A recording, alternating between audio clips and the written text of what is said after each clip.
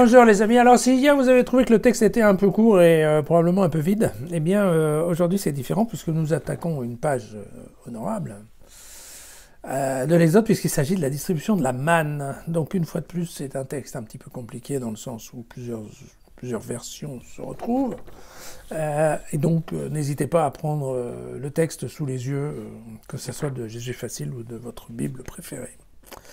Nous allons lire l'Exode au chapitre 16. Voilà.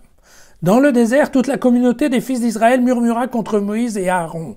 Les fils d'Israël leur dirent « Ah, si nous étions morts de la main du Seigneur au pays d'Égypte, quand nous étions assis près du chaudron de viande, quand nous mangions du pain à satiété.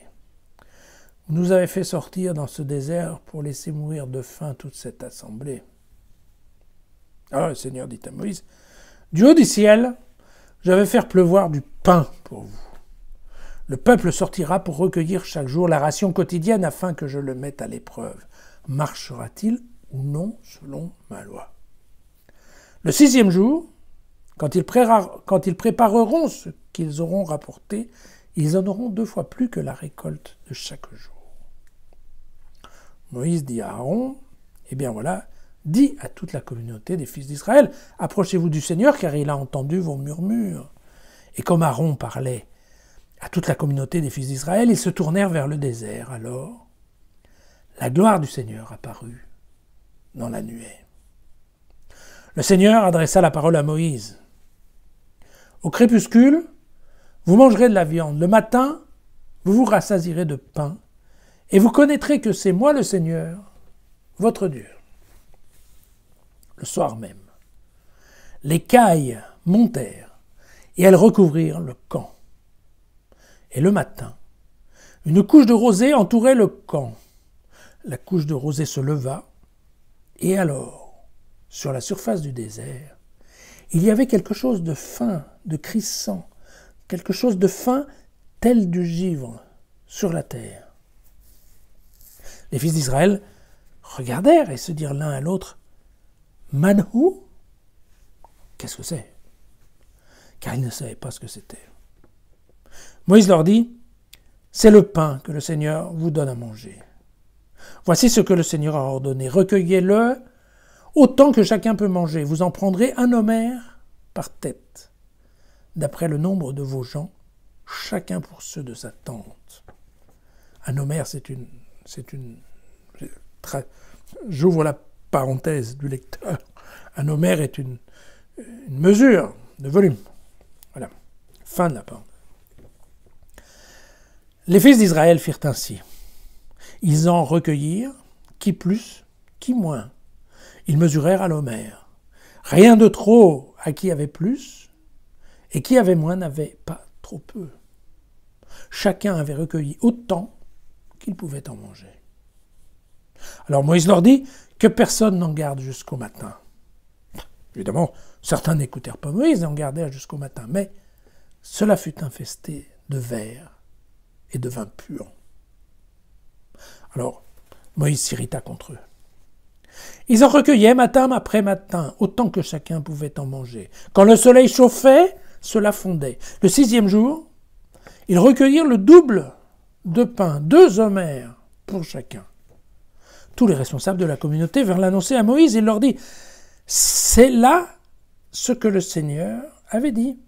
Demain c'est sabbat, jour de repos consacré au Seigneur. Cuisez ce qui est à cuire, faites bouillir ce qui est à bouillir. Ce qui est en trop, déposez-le en réserve jusqu'au matin. » Ils le déposèrent jusqu'au matin, comme avait ordonné Moïse. Il n'y eut ni puanteur, ni vermine. Moïse dit, « Mangez-le aujourd'hui, car aujourd'hui c'est le sabbat du Seigneur. Aujourd'hui, vous n'en trouverez pas dehors. » Or, le 7e jour, il y eut dans le peuple des gens qui sortirent pour en recueillir, mais ils ne trouvèrent rien. Voilà, le peuple se reposa donc le 7e jour. La maison d'Israël donna à cela le nom de manne. C'est comme de la graine de coriandre, c'était blanc, avec un goût de beignet au miel. Les fils d'Israël mangèrent de la manne pendant 40 ans jusqu'à leur arrivée en pays habité. C'est de la manne qu'ils mangèrent jusqu'à leur arrivée aux confins du pays de Canaan. Voilà. la belle histoire de la manne, évidemment, quand, pour ceux qui ont lu, avec moi ou sans moi d'ailleurs, Saint Jean, alors on comprend nettement mieux l'histoire de la manne, qui a été donnée par Dieu aux ancêtres, mais les anciens en étaient morts, vous vous souvenez.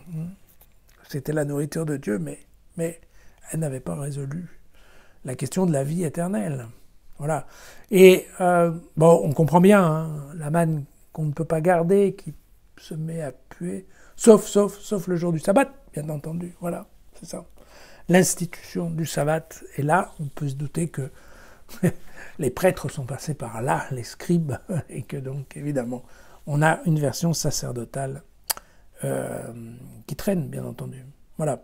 C'est évident que après la soif, c'est normal qu'il y ait la faim. Les cailles, je vous le rappelle, sont toujours un mets absolument apprécié dans le Proche-Orient.